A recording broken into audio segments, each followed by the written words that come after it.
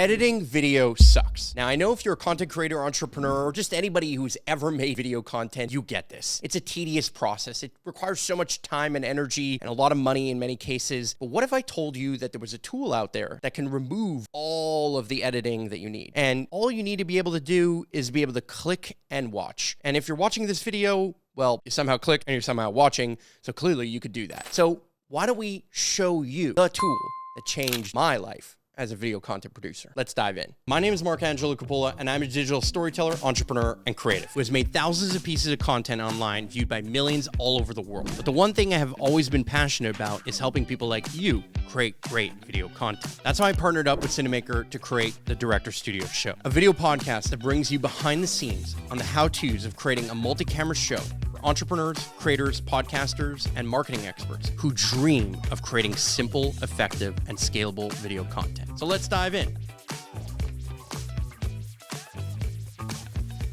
If you're watching this episode, I've got to imagine that you've gone through the pain points of editing video. The tedious process of making sure all the camera batteries are charged, putting in all the cards, wiping them all, setting up all the different sets, and then making sure that you take all the footage off all the cameras and load it onto hard drives and into your computer or onto Google, and all the different processes and steps that it takes to make video content. For me, that's the worst part of creating content. It's like, I just want to be able to hit record, I just want to be able to edit, and I just want to be able to put out the best possible content. What if I told you there was actually a way of doing this better? So I want to discuss that. But before we discuss that, I want to express my kind of background and how I got to this and how I learned about what I'll call the new way of editing right here and right now. I started in marketing many years ago, and I started learning about everything about telling stories online, whether that be building websites or brands, whether that be creating content and different things. But one of the things that I did for many years was I was a pro videographer, which meant that I went to all kinds of different types of shoots and events and captured all kinds of different content. In certain cases, using DSLRs to shoot promo videos for restaurants or for brands. Obviously, that has its niche. There's a function to creating video content with DSLRs and doing it the old way, meaning recording it onto SD cards or whatever card you have in your camera, and then putting that out and bringing it into your favorite editing software. In my case, Premiere Pro was my choice. But then I also started to do these longer format pieces. I mean, sometimes I would go to weddings and people would want me to record the entire wedding and pump out the entire ceremony, multiple angles, and I realized how tedious that was. The use of multicam and all these things sure made it better, but it was still a very tedious process. It was really challenging. And when I started to do more and more interviews for clients and as well for myself, started to realize the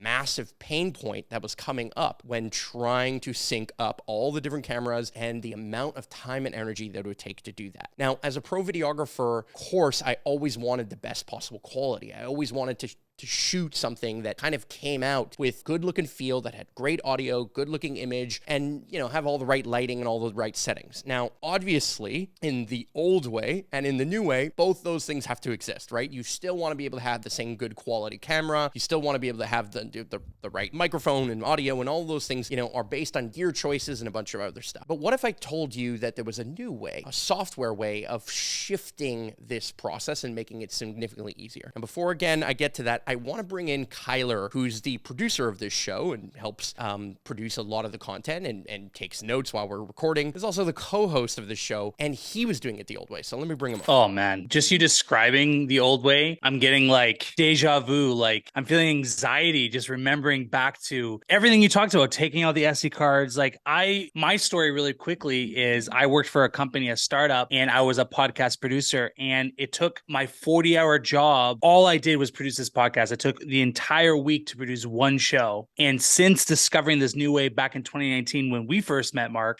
I mean, now I'm having close to 10 different podcasts within my podcast production agency, and I'm able to scale my company because of this tool. So yeah, it is just crazy how much time has passed and how much the technology is here that allows us to really spit out high quality content faster, cheaper, and easier, as you love to say. But yeah, it was incredible. But the way you're describing it, I was just getting deja vu. Seriously, as deja vu. Well, I think what I want to point out is that what you just said, you had had a full-time job editing a podcast, a single podcast for a single client, and think of the cost of that. I don't know what you were getting paid at your job, and it doesn't really matter, but I mean, anybody who's going to look to bring on a talented videographer or talented editor and to produce a podcast in-house as an in-house employee is going to pay a significant amount of money to produce that show. I'm not saying it's not worth it, right? If you creating content online and having an internal team could be incredibly valuable to a brand's marketing efforts, making content, whether that be shorts or clips or podcasts, long format content, all of those different things can be incredibly valuable. But if there was a way, obviously, of doing it faster, and like you said, I always say faster, cheaper, better, well, then why wouldn't you take it? So what Kyler and I are alluding to is kind of the contrast between the old way, back to taking cards, multiple cameras, taking cards out of those cameras and putting it into an editor and going through the whole process of loading, downloading, multicamming, doing all that kind of stuff after you've hit record and after you've hit stop, or doing it the new way. So what is the new way and how does it work? So what we want to talk to you about here is what we call live editing. So live editing, you actually just saw me do it, is when we hit record, we are actually recording on multiple devices, multiple cameras, the same way you would normally in the old way. But rather than waiting for post-production to make the cuts and the edits, well, I can switch camera right here, or I can go to the behind the scenes, and you're basically seeing on this camera over here, my production computer of how we live edit. Now, I'm not going to hide that we are sponsored by Cinemaker, and live editing is something I learned through Cinemaker when I met them in 2018, because I was recording a online course, and I was doing this in Santa Barbara. I was there to be shooting this online course for 3 weeks, and it was a fairly extensive online course. I think I had like 40 plus videos that I wanted to create, and it was going through an extensive amount of stuff. But of course, we wanted to make it really dynamic, which meant that we always had a kind of a 2-camera setup, right? And then we had a screen share in certain cases that we wanted to use and adopt in every single video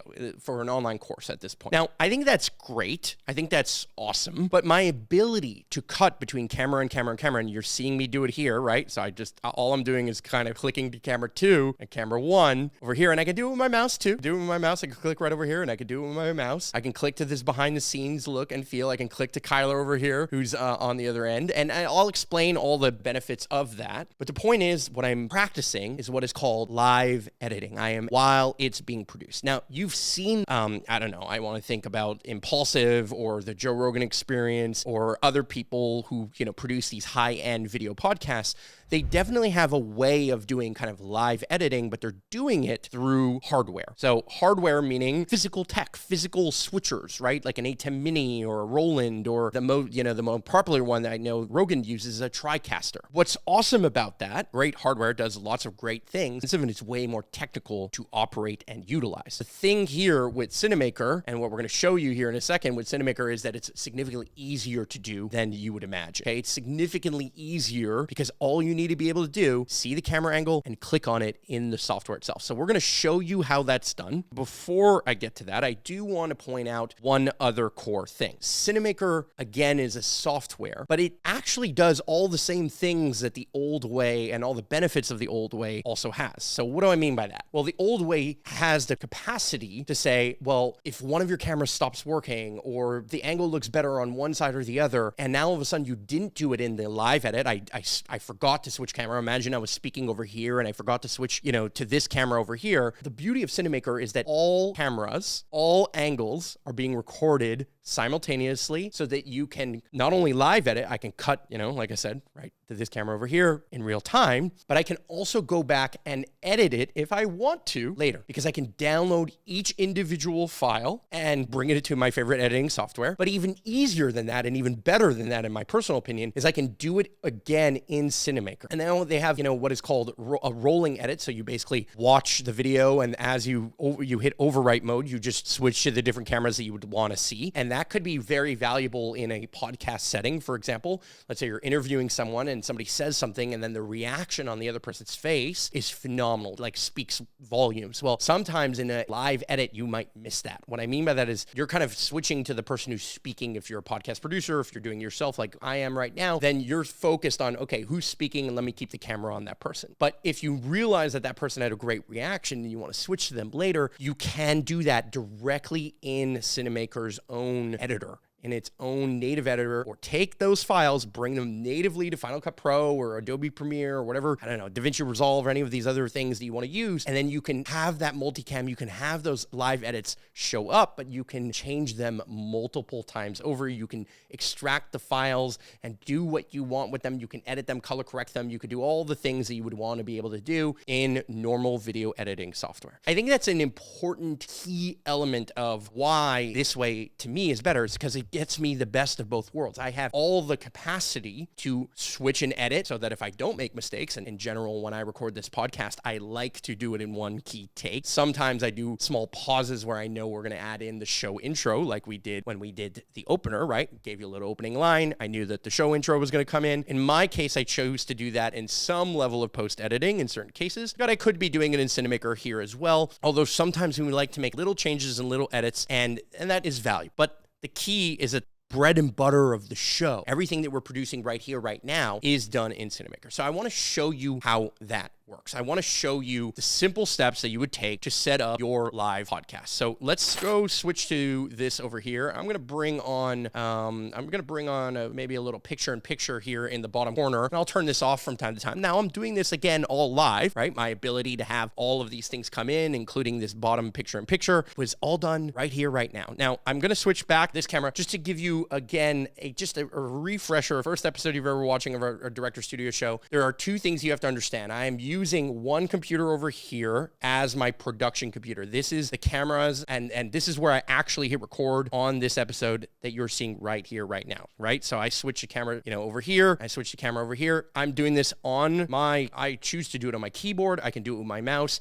In other cases, we've done it where Kyler just remote connects to my computer and switches the cameras for me. But sometimes when the internet connection isn't that great, it's just easier sometimes for me to do it myself. Now, this other computer over here is just here for my ability to have notes. So if you were to look over here, you see some of my notes, but then it also has a second iteration of Cinemaker that we just plugged in via an HDMI so that we can use it as an extra screen, recording, which we find valuable and useful. So I'm going to switch this, let's say, demo computer. We'll call it the demo computer. And I'm going to show you how easy it is to start a new session. So the first thing you want to do is make sure that you and your cameras are basically all connected to the internet, right? Whatever you're doing. And we'll get to that. We'll talk about how you can connect cameras and the 4 different types, or the typical 4 different ways that you can connect cameras. We'll get to that in a second. But the idea is that you have to go to your Mac or iPad, download Cinemaker Director Studio, do the appropriate setup and all the different things. And then you download on your computer, you hit new session. So let's do that. So we hit new session here, and you're going to see 2 things pop up. You're going to see my webcam right over here pop up, that automatically pops up. And then you also have my cell phone. So I'm going to switch to camera 3 over here. My cell phone is just right over here. It's a wireless cell phone right now that you can see. And if I go back to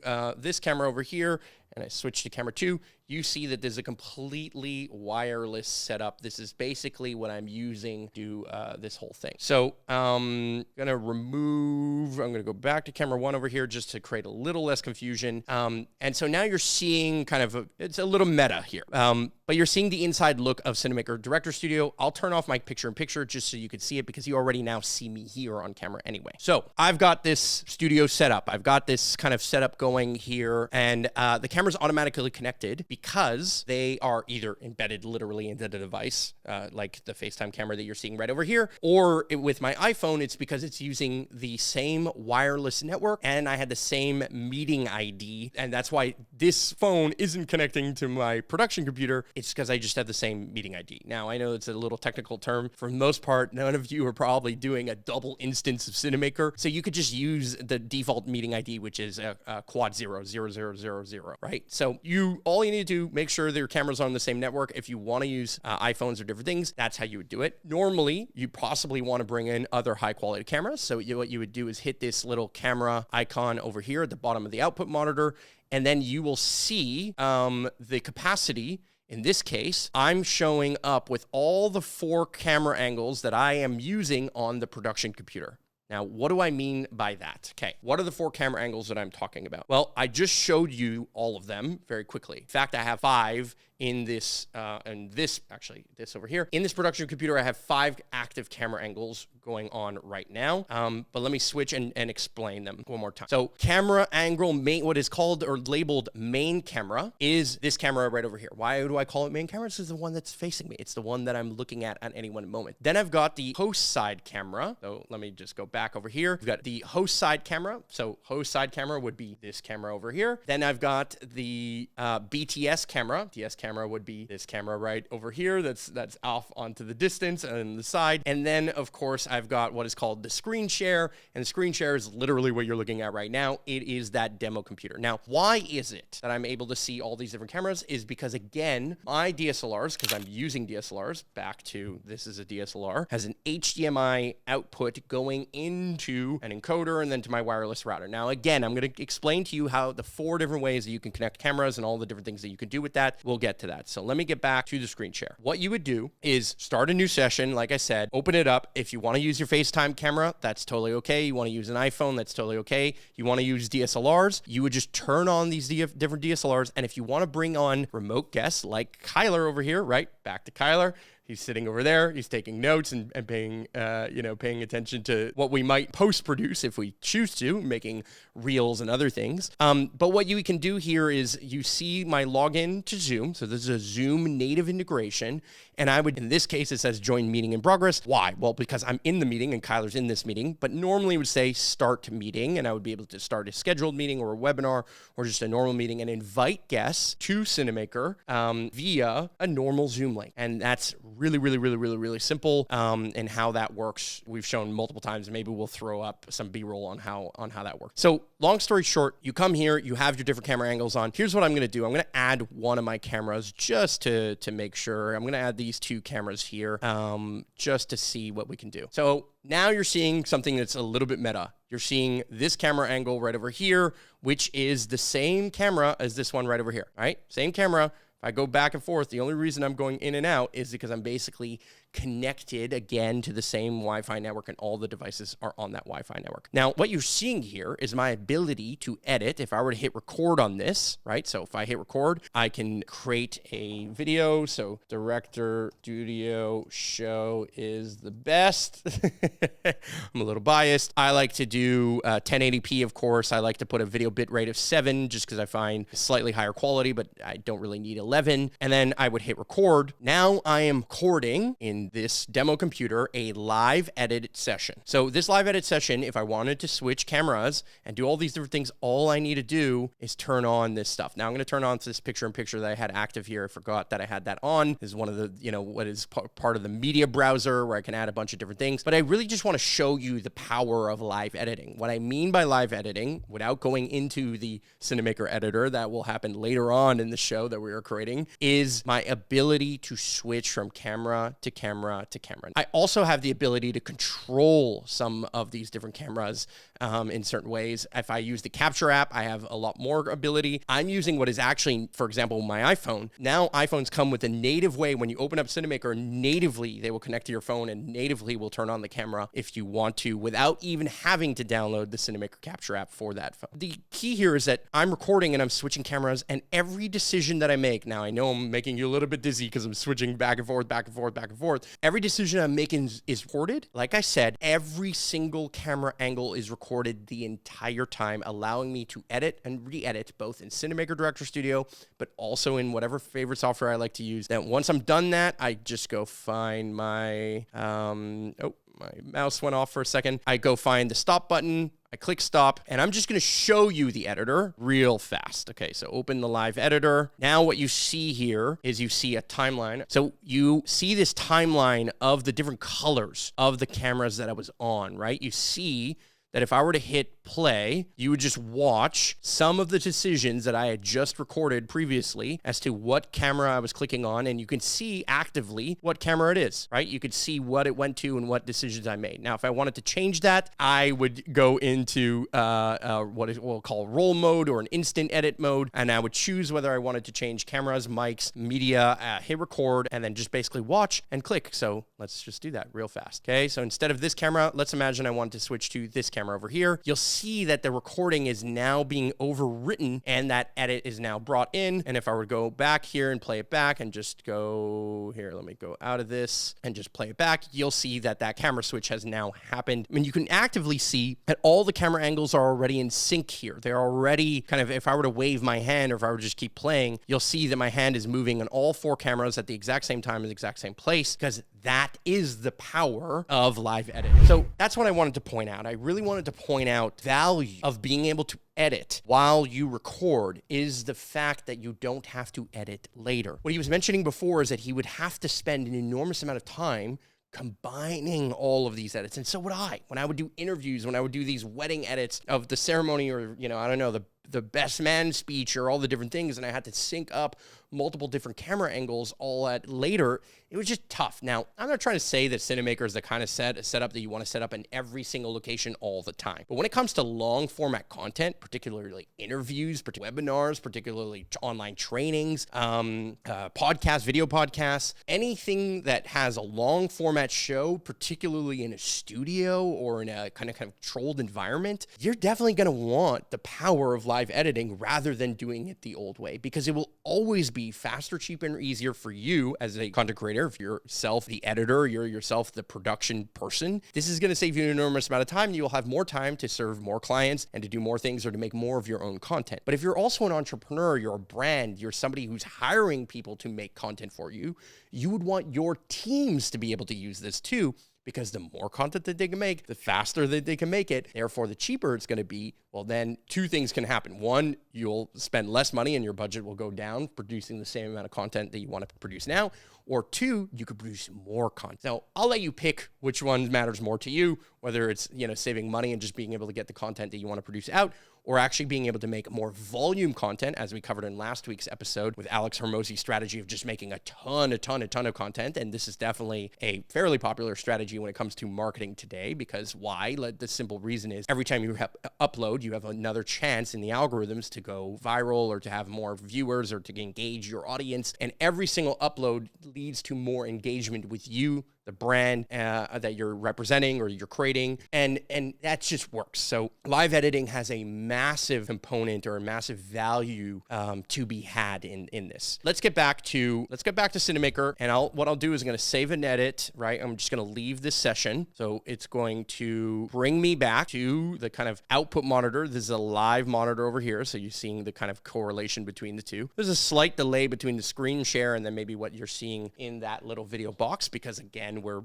doing a double instance. This is a little bit meta. It's a little strange, the way that this works. How can you connect the different cameras? So what I'm going to do is I'm going to pull this up, stop this little thing in the corner. I'm going to pull this up over here, and I'm going to show you, and we're going to list a graphic here online, but I'm going to show you a little bit. We'll go to and from the graph. First things first, you'll have all devices that are native, right? One of the first ways, or the first way to connect cameras is native to devices that are either built into the device that you're recording on, like your FaceTime camera, or a webcam that is USB plugged in.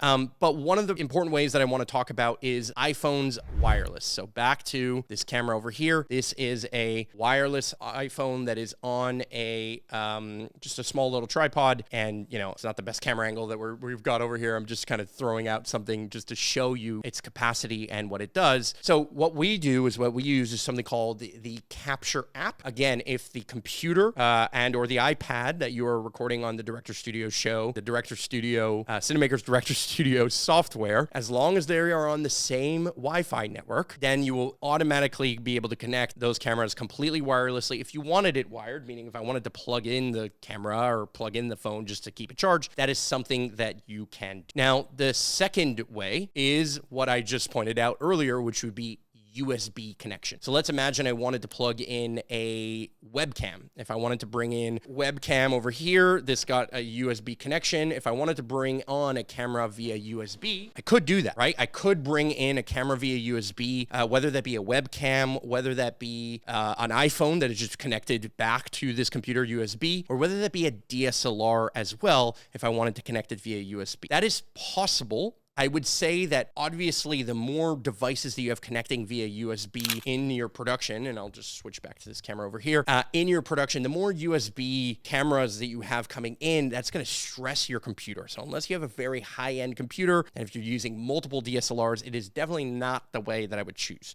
Instead, I would use method number 3 if you're using a higher-end camera like DSLRs or any camera that has an HDMI output of any type or kind, whether that be mini USB or full mini HDMI or full HDMI or any of the variations of HDMI. The way I connect my cameras, the way that this functions, the way this camera right here is coming online, is that there's a HDMI coming out of the camera. It's going into an encoder. That encoder basically captures the output of that camera. So I don't actually have to hit record on this camera. It is just a screen. It's almost like screen mirroring in the same way that you would want to show pictures of something you took on your camera and you wanted to mirror it onto a TV. It's just an HDMI out. It's just an HDMI that's going into it. That encoder is a box. That box then converts that into what I have as an Ethernet connection. That Ethernet connection, internet cable, right? Those normal internet cables that will come out of your wall or out of your Wi-Fi router, goes back to a Wi-Fi router. And that Wi-Fi router, in my case, has multiple ports. So I choose to have a fairly good Wi-Fi router. It has, in my case, 8 different ports because there's the possibility with Cinemaker of 8 different angles. Let me actually show that real quick. So here are the 2 angles that I have connected right now, but I could have up to 8 different camera angles that would come in these various formats and different. So HDMI out of any DSLR, any high-end camera,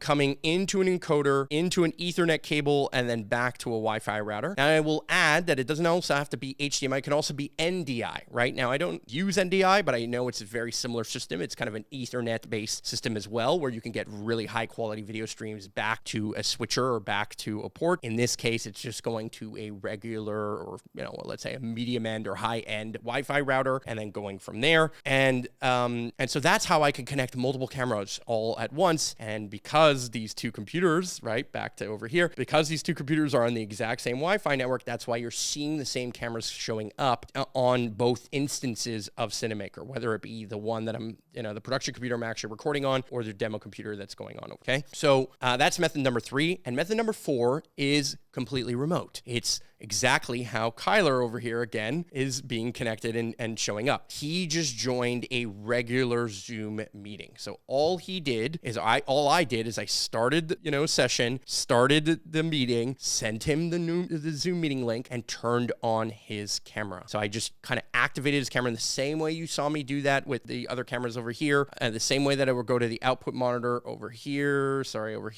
and be able to turn on or off a camera. Well, if Kyler were to join this particular meeting, or if I were to join this meeting here in progress, you would see his name and you would just be able to activate that different camera. It's really that simple. So those are the 4 ways that we would recommend bringing on these different cameras. And what I like about this is it's very versatile. It's flexible. You don't have to have a high-end studio. You don't have to be producing something at a super high quality.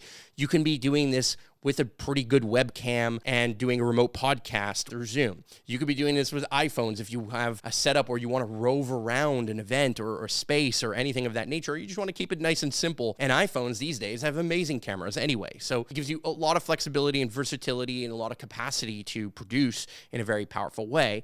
But if you do have the equipment, you do have nice lights and a decent setup, and you do have the cameras, then by all means, using a wired setup for these DSLRs is also available to you in different ways. Now, I know some of you might be thinking, well, what about things like cam links and different things like that? If I were to HDMI directly into the computer and use something like that, like where you use a DSLR as a webcam, that could work too. There are 1,001 different ways that you connect to different cameras, but the point is that the versatility of all of these different setups, as well as the native remote Zoom guest that you can get in full 1080p HD, both in live editing, or if you want to use our new studio recorder, which I will talk about in some later episode, where you can download the full local remote content, right? When I say local remote, meaning it's remote guests recorded locally on their own device. That means that it is recording their video and audio separately, and then you can download that and bring it into Cinemaker Director Studio, or again into whatever editing software you want to want to use. So there's so many different ways to do this. I know that this seems really complex, but it's really not. Once you figure out what your setup is and what your show is going to look like, what content you're creating, and you get it going once, the amount of time that this will save you, the amount of energy that you would normally put into doing it the old way versus the new way is next to none. I highly recommend it. It's not because this podcast is sponsored by Cinemaker. I use Cinemaker to make all my content, whether that be YouTube videos or online classes, webinars, even showing up to Zoom meetings and wowing people by having multiple cameras in my Zoom meeting. This is all part of the value of being able to live switch and therefore live edit your video content. So yeah, I mean, why not give it a shot? Download it today and try it out. See you in the next episode.